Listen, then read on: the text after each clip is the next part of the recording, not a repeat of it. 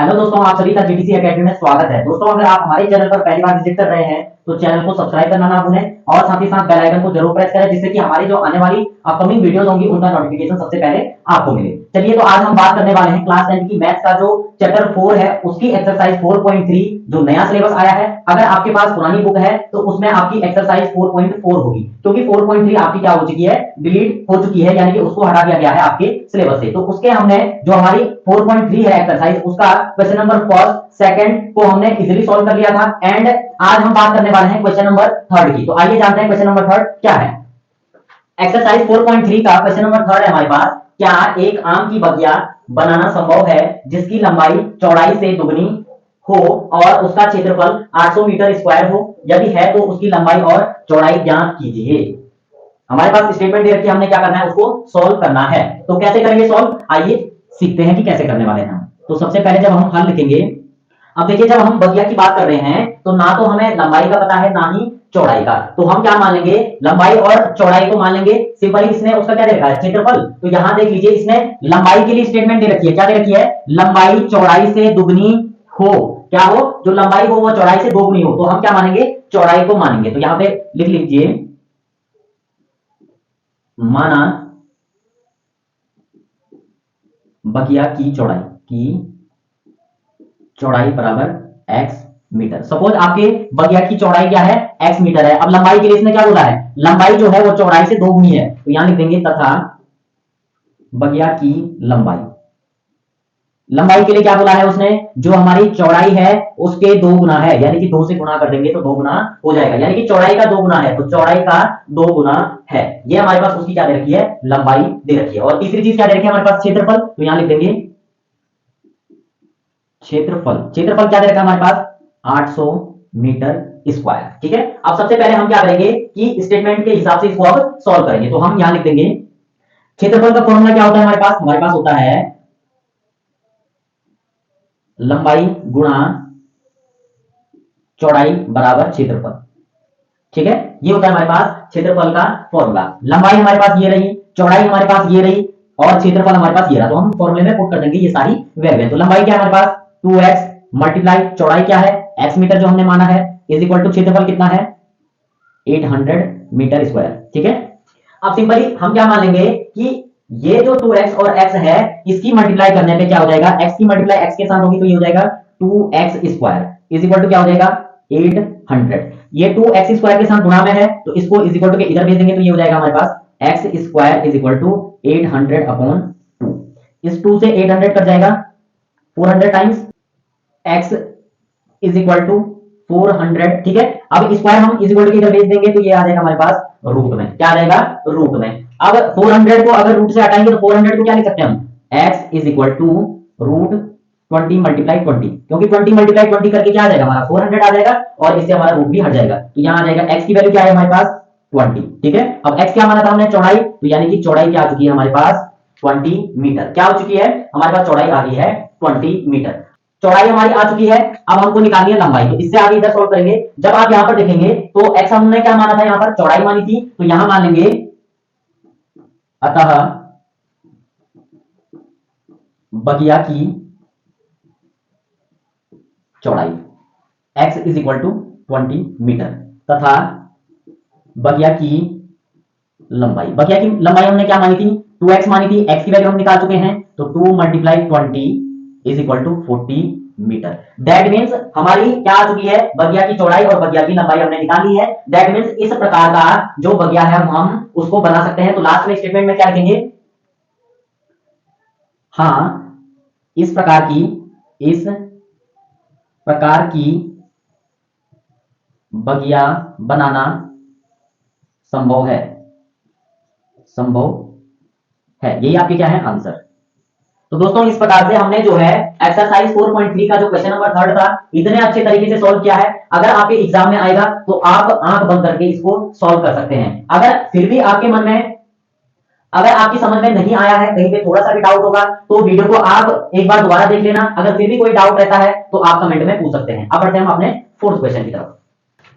Question number 4 है हमारे पास, क्या निम्न स्थितियां संभव हैं, यदि हैं तो उनकी वर्तमान आयु ज्ञात कीजिए।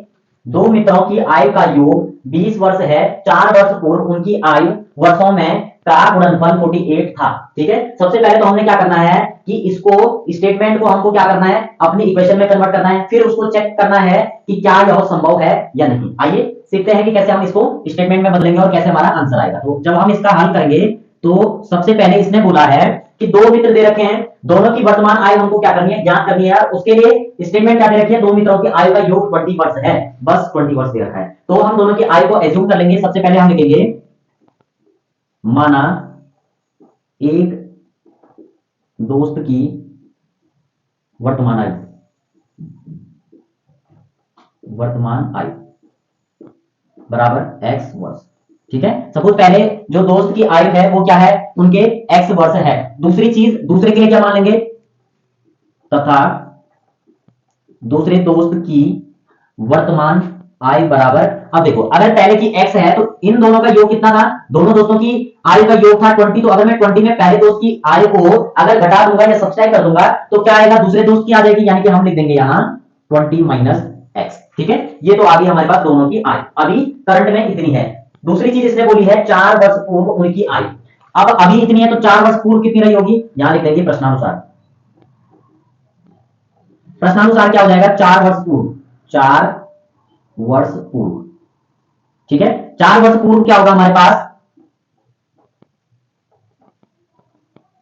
अब इन दोनों की आयु क्या होगी, अगर अभी x वर्ष है तो 4 वर्ष पहले कितनी होगी, अभी की आयु में 4 वर्ष पीछे की आयु, जब माइनस करेंगे तभी तो आएगा, यानी कि x माइनस कितना होगा, तो यहां लिख देंगे पहले दोस्त की आयु पहले दोस्त की आयु हमने x मानी थी तो 4 वर्ष पूर्व कितनी हो जाएगी, x माइनस 4 हो जाएगी। सेम चीज दूसरे दोस्त की आयु, अभी उसकी आयु कितनी है 20 माइनस x, और 4 वर्ष पूर्व, यानी कि इसमें भी हम क्या घटा देंगे, 4 घटा देंगे, यानी कि 4 सब्सट्रैक्ट कर देंगे। अब ये तो सॉल्व हो जाएगा, ये प्लस में है, ये माइनस में है, प्लस माइनस का माइनस होगा, घट जाएगा, सिंबल बड़े नंबर का आएगा, यानी कि 16 माइनस x। ठीक है, यानी कि 4 वर्ष पूर्व पहले दोस्त की आयु इतनी थी और दूसरे वाले दोस्त की आयु इतनी थी। अब इससे आगे इसने बोला है कि वर्षों में का गुणनफल 48 था, यानी कि इसको और इसको गुणा करके कितना आ रहा था 48। तो यहां लिख देंगे शर्तानुसार, प्रथम शर्तानुसार इसने क्या बोला है कि इन दोनों की आयु का गुणनफल कितना था 48। तो x माइनस 4 पहले वाले की आयु गुणा कर देंगे दूसरे वाले की आयु के साथ, माइनस x दूसरे वाले की ये है आयु, इन दोनों का गुणनफल कितना दे रखा है 48। ठीक है, अब इसको सॉल्व करेंगे, फर्स्ट वाले ब्रैकेट की मल्टीप्लाई सेकंड वाले ब्रैकेट के साथ। तो पहले x की करेंगे इन दोनों के साथ, बाद में फिर 4 की करेंगे इन दोनों के साथ। तो x की करेंगे तो क्या आएगा, x की 16 के साथ करेंगे तो 16x। ठीक है, x की माइनस x के साथ करेंगे तो प्लस माइनस का माइनस, ये हो जाएगा आपका x स्क्वायर। दूसरा अगर मैं इस माइनस 4 की मल्टीप्लाई इसके साथ करूं तो कितना आ जाएगा 64। ठीक है, वो भी क्या आ जाएगा माइनस का, क्योंकि प्लस माइनस का माइनस होगा तो यहां माइनस आ जाएगा। दूसरी चीज इस माइनस 4 की माइनस x के साथ करेंगे तो ये आ जाएगा हमारे पास 4x। ठीक है, इज इक्वल टू 48। ठीक है, अब सिंपली क्या हो जाएगा, ये और ये आपस में जुड़ जाएंगे तो कितना हो जाएगा, ये भी प्लस में ये भी प्लस में, तो ये हो जाएगा 20x माइनस x स्क्वायर। ठीक है, अब सिंपली क्या हो जाएगा माइनस 64। ठीक है, इज इक्वल टू 48। अब इसको इज इक्वल टू के इस पार भेज देंगे तो क्या हो जाएगा, सिंपली ये आ जाएगा हमारे पास, इसको रीअरेंज भी कर देंगे, ये माइनस में है तो ये प्लस का x स्क्वायर हो जाएगा, ये हमारा क्या है प्लस में है तो ये इज इक्वल टू इधर जाके माइनस 20x हो जाएगा। ठीक है, ये माइनस में इधर आके क्या हो जाएगा हमारा प्लस में हो जाएगा, तो ये हो जाएगा हमारे पास plus 64 plus 48 is equal to 0। ठीक है, अब इसको सॉल्व करेंगे, ये दोनों नंबर है, दोनों प्लस में है तो जुड़ जाएंगे, तो ये आ जाएगा हमारे पास x square minus 20x plus 8 और 4 कितना हो जाएगा 12, 12 का 2 1 कैरी 6 और 4 10 और 11 इज इक्वल टू 0। अब आ चुकी है हमारे पास द्विघात समीकरण। अब हम इसको चेक करेंगे, ठीक है, कि क्या होगा, संभव होगा या नहीं होगा। तो इसके लिए हम क्या लिखेंगे, इस समीकरण का, इसके बाद क्या लिखेंगे, इस समीकरण का, किस समीकरण का, ये जो हमने समीकरण बनाई है, इस समीकरण का अस्तित्व है या नहीं की जांच करेंगे, की जांच। अब इसकी जांच करेंगे तो सबसे पहले हमारे पास फॉर्मूला क्या होता है, सबसे पहले तो समीकरण लिख देंगे, ये होगा x square minus 20x plus 112 is equal to 0। ठीक है, यही है हमारे पास समीकरण। अब अस्तित्व की जांच करने के लिए हमारे पास फॉर्मूला क्या होता है, d is equal to b square minus 4ac, जो हमने कल भी किए थे बहुत सारे क्वेश्चन। फर्स्ट सेकंड जो क्वेश्चन क्या है उसमें यूज हुआ है उसका, तो आप देख लेना। तो इसमें क्या हो जाएगा, इसमें सबसे पहले एबीसी की वैल्यू चाहिए, तो ए की वैल्यू क्या होगी, ए की वैल्यू एक्स स्क्वायर के साथ होगी, तो यहां कोई नंबर नहीं है तो 1 मान लो। ठीक है, बी की वैल्यू क्या हो जाएगी, -20, क्या हो जाएगी, -20, एंड सी की वैल्यू क्या होगी हमारे पास, सी की वैल्यू होगी 112। ठीक है, अब फॉर्मूला क्या होता है हमारे पास, d is equal to b square minus 4ac। अब इन वैल्यूओं को इसमें पुट कर देंगे फॉर्मूले में, तो ये क्या हो जाएगा, b का स्क्वायर यानी कि -20 का स्क्वायर, ठीक है, -4, और a की वैल्यू कितनी आएगी 1, c की वैल्यू कितनी है 112। अब इसको सॉल्व करेंगे तो क्या आएगा हमारे पास, ये हो जाएगा हमारे पास 20 का स्क्वायर कितना होता है 400 होता है, माइनस माइनस का प्लस हो जाता है, क्योंकि 20 मल्टीप्लाई 20 करेंगे तो माइनस माइनस का क्या हो जाएगा, प्लस हो जाएगा, दैट मींस 400 आ जाएगा। इधर आ जाएगा माइनस 4 टू जा 4 1 जा 4 होगा, सेम वैल्यू आएगी, इस 4 की मल्टीप्लाई इधर कर देंगे, तो 4 टू जा 8, 4 1 जा 4 एंड 4 1 जा 4। ठीक है, अब इसको घटा देंगे तो क्या आएगा, ये आ जाएगा हमारे पास -48। अब देखिए, जब मैंने आपको कल जो हमने क्वेश्चन किए थे, यानी कि फर्स्ट एंड सेकंड दोनों क्वेश्चनों में हमने किसका यूज किया था, हमने उसकी जो प्रॉपर्टीज थी, किसकी, अस्तित्व की, जो मूलों के अस्तित्व की जो प्रॉपर्टी थी वो मैंने आपको लिखवाई थी। अगर जिस किसी ने नहीं देखी है तो आपको डिस्क्रिप्शन में question number first and second का जो लिंक है वो आपको मिल जाएगा, तो आप जाकर के देख लेना। इसमें देखिए, अगर हमारी वैल्यू माइनस में आती है, दैट मींस यहां लिख देंगे चूंकि डी छोटा है इस 0 से, तो दैट मींस जब ऐसी कंडीशन आती है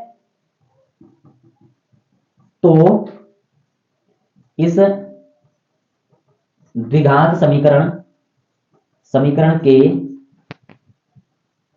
मूल नहीं होंगे।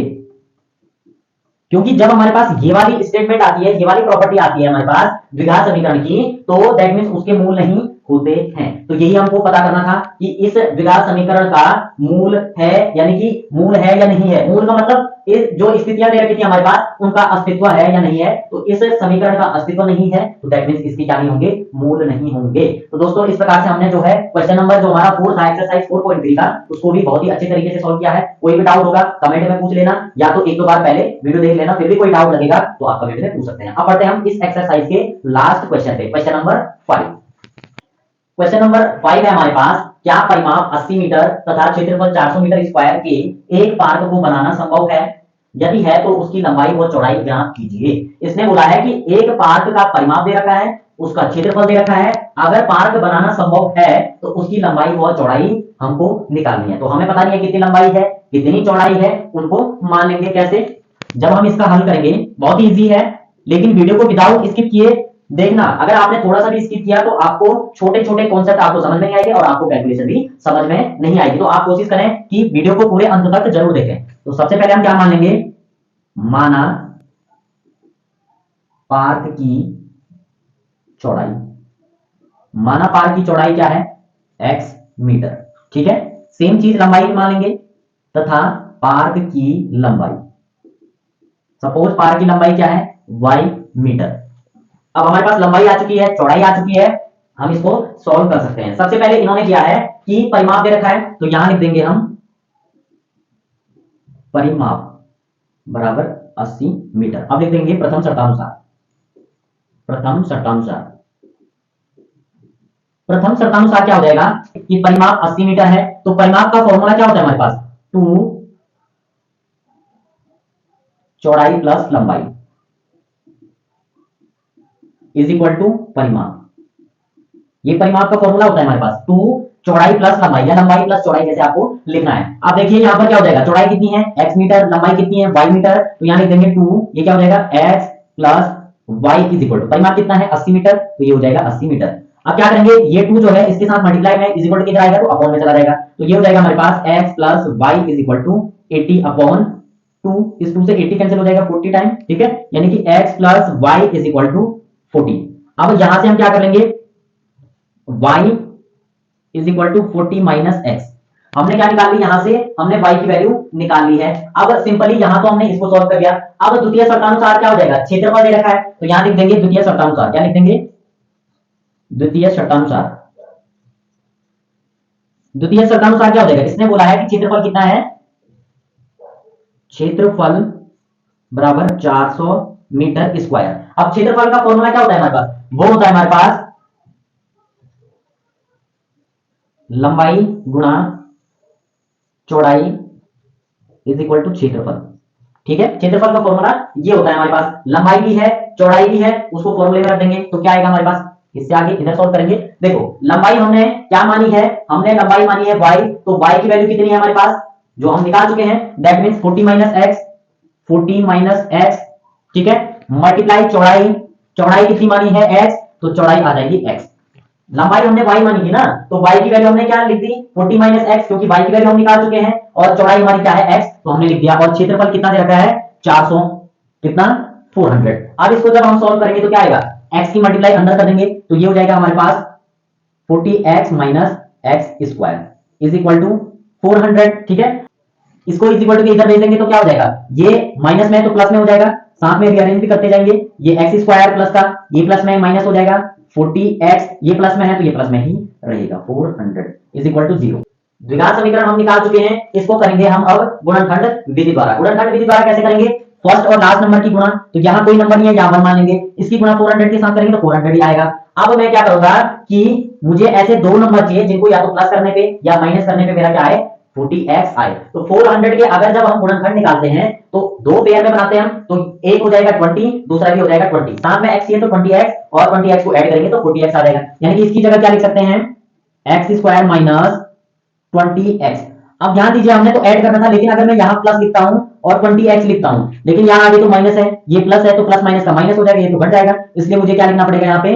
माइनस। ठीक है, माइनस माइनस का प्लस हो जाएगा और ये क्या आ जाएगा? मेरा 40x आ जाएगा और सिंबल भी माइनस का। इधर क्या हो जाएगा? 400 इज इक्वल टू 0।